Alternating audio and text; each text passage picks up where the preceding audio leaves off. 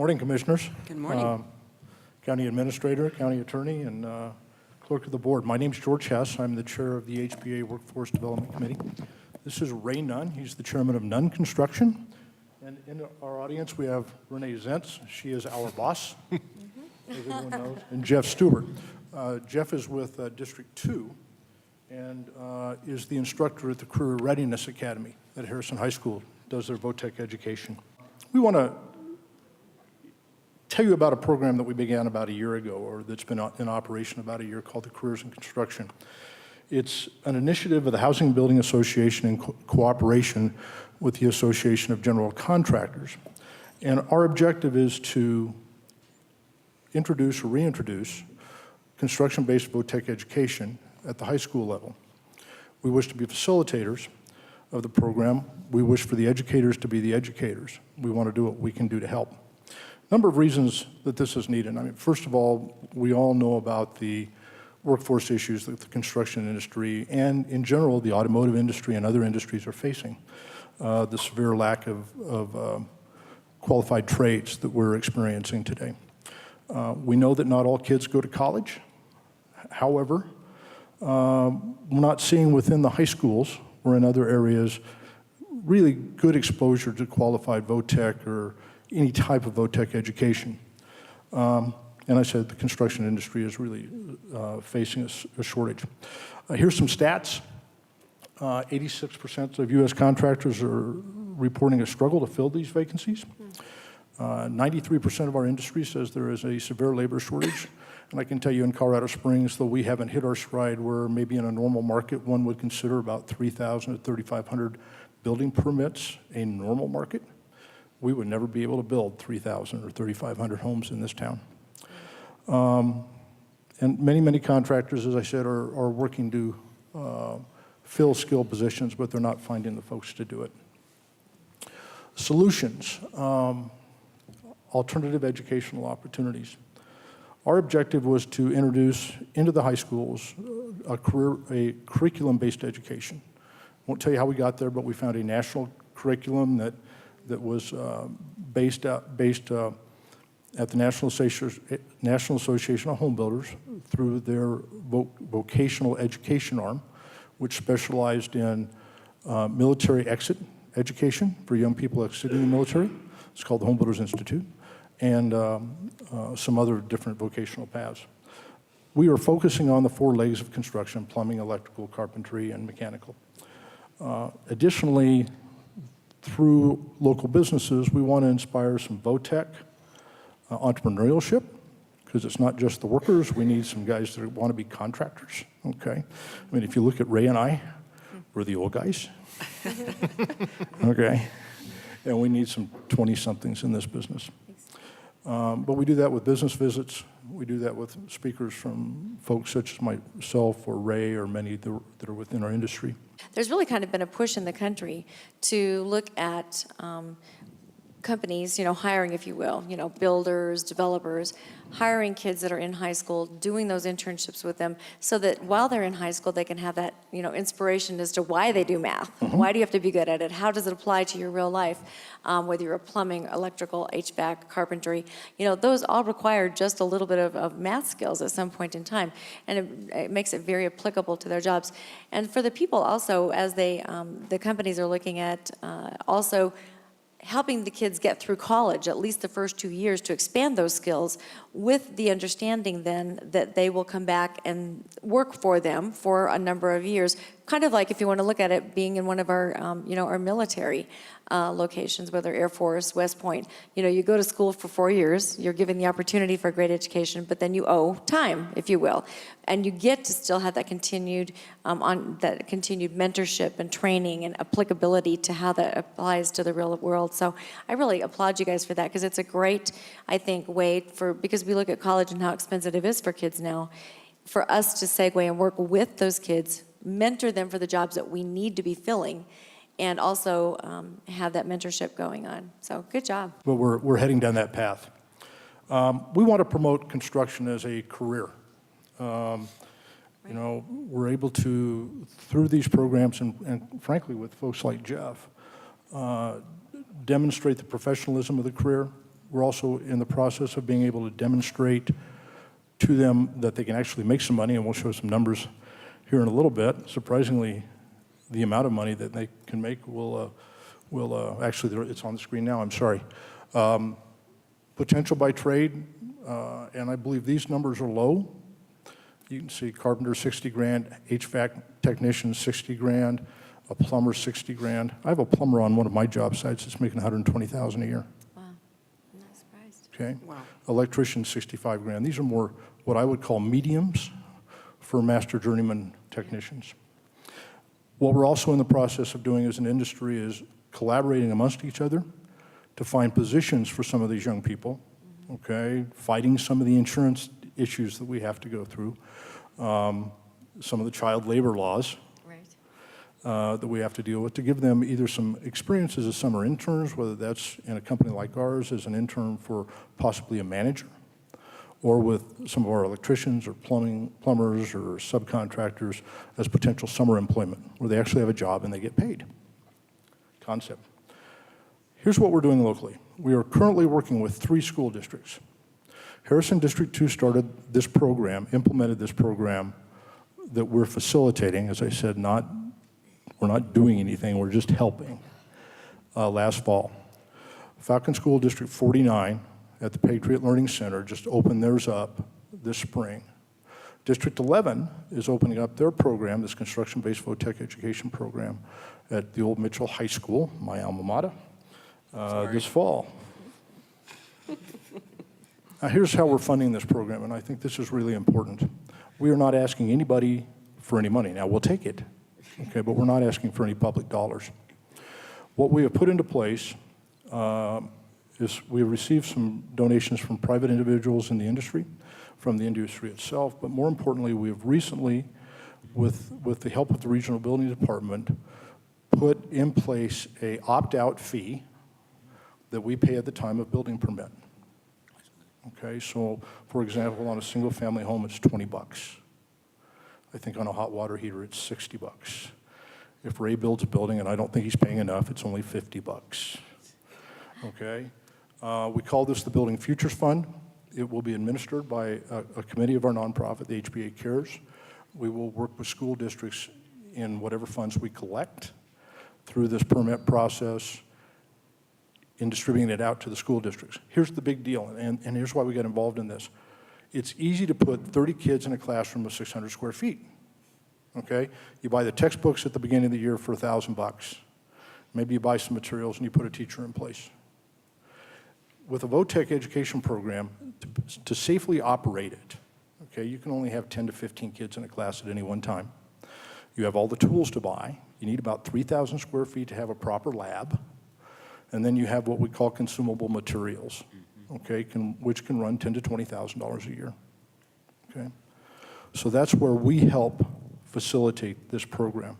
Have you thought about, and I know you probably are, collaborating with like Habitat for Humanity, et cetera, where they have the professionals there and putting them with the people who are?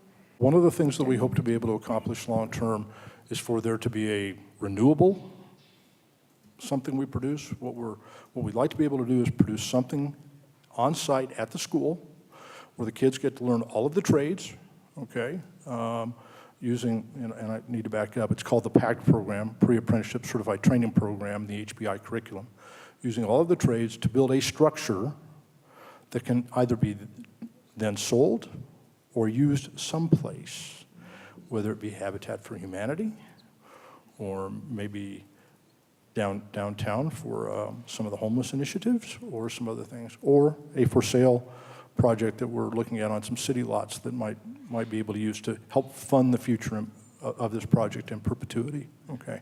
So yes, ma'am, we are exploring those options, but we're not, there's a lot of moving parts, and really what we wanted to be able to do was see if we had something that worked and see if somebody was really interested in the thing, and now we're drinking from a fire hose.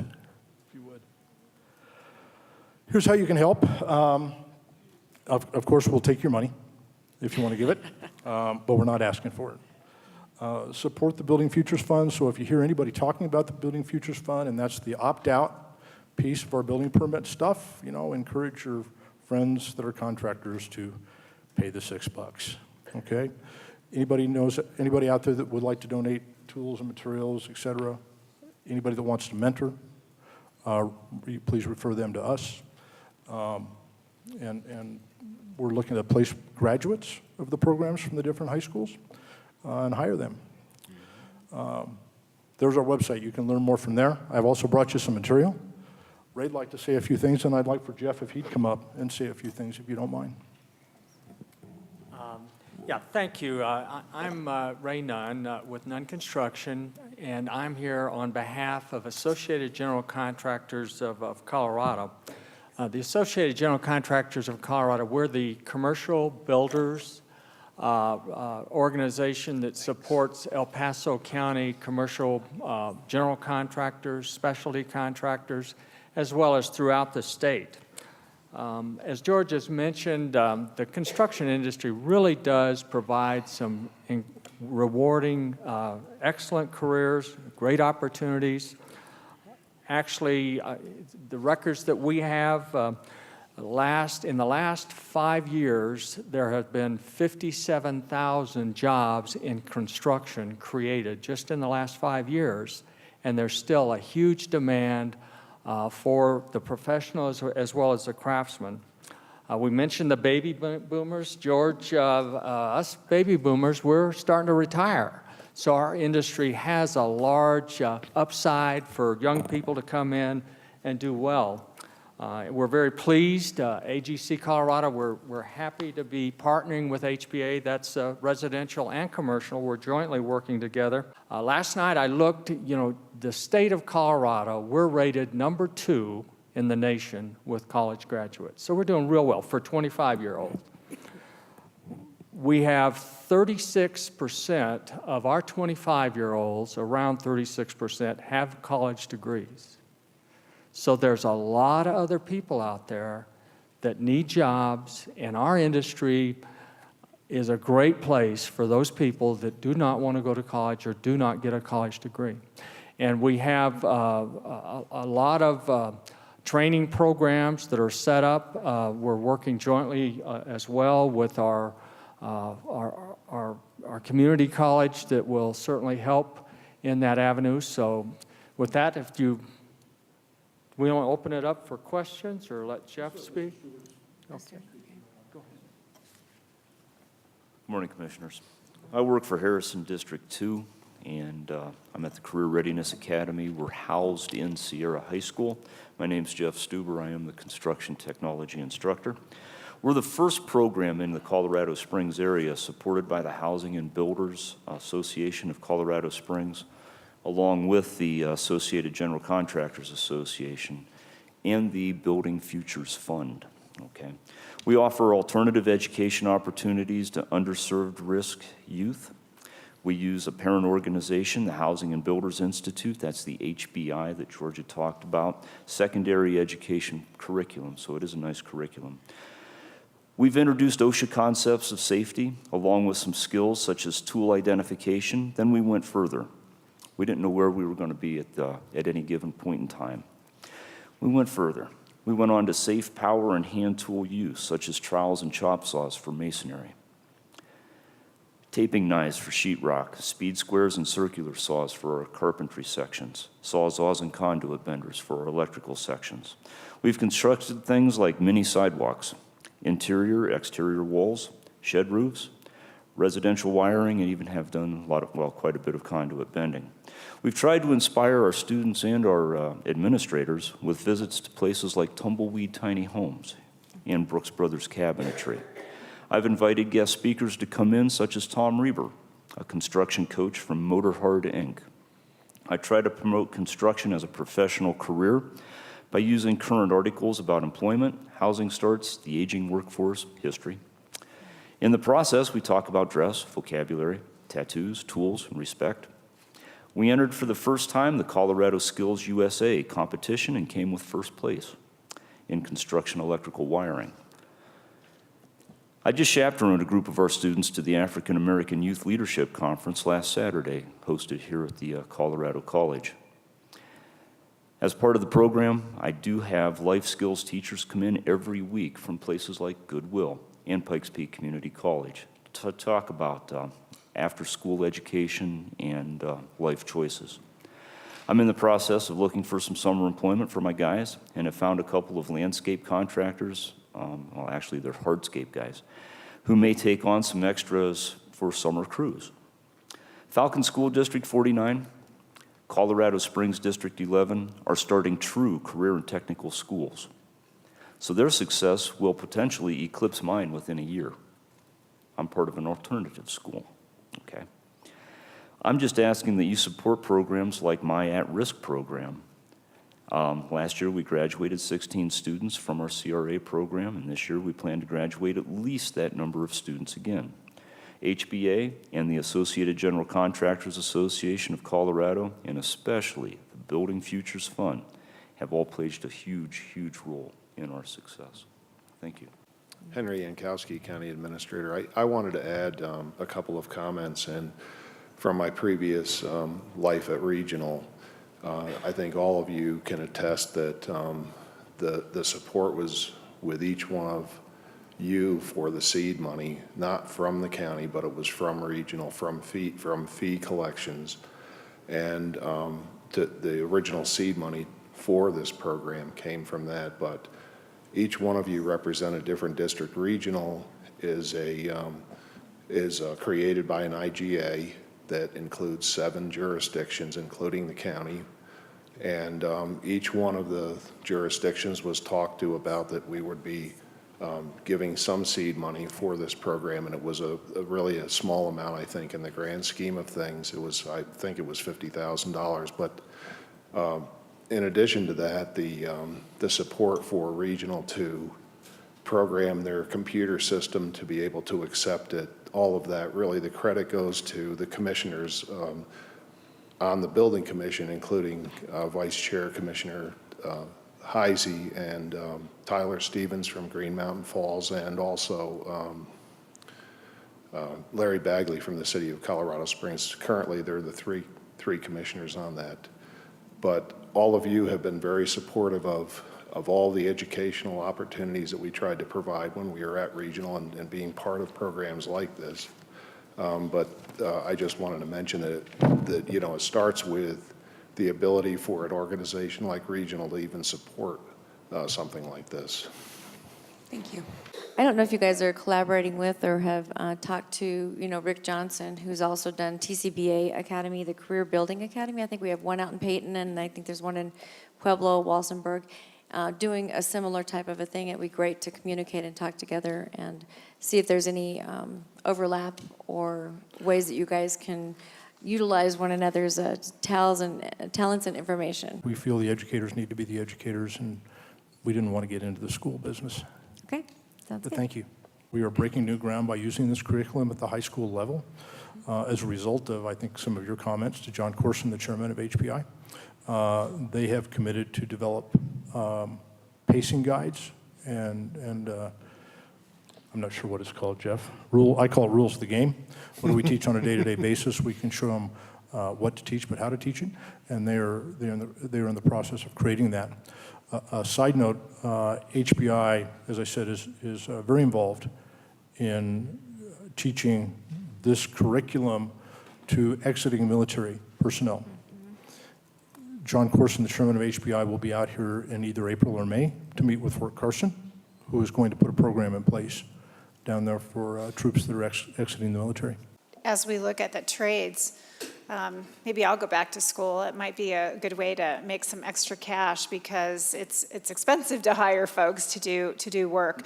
But it's great to see that there is a way for kids that may not go to a full college to be able to still have a career, and we need tradespeople as well.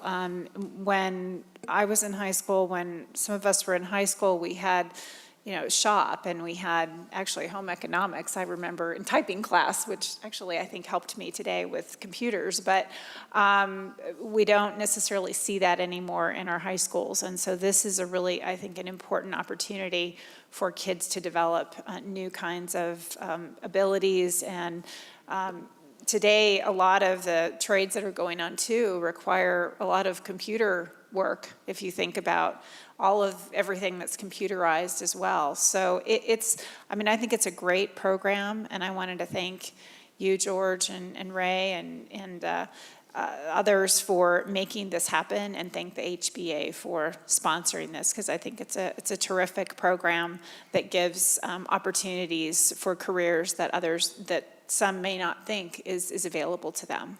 You're right on point as far as our youth don't realize how sophisticated construction has become. In our industry, we're seeing building by models on a computer screen.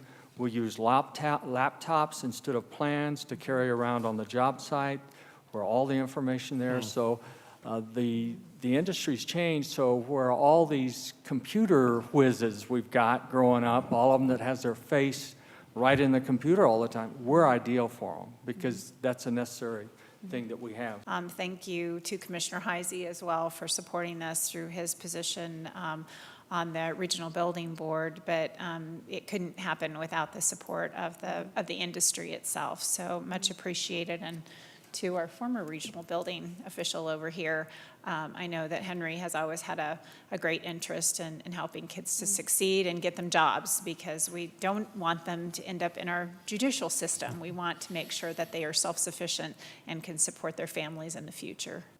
Everything's been said. Thank you. Deep thanks for what you're doing. I'm thrilled that we're finally looking at different educational models at this level, because not all these kids learn in the same ways. And this is the right way to do this, so that we can send kids out with a career, and the 4-year college model just doesn't work for everybody. So I'm thrilled. We also have P-TECH coming online in D49. Very exciting opportunity out there for kids, and so we're very, very excited. Thanks for your work. Again, thank you very much. Appreciate it. Thank you.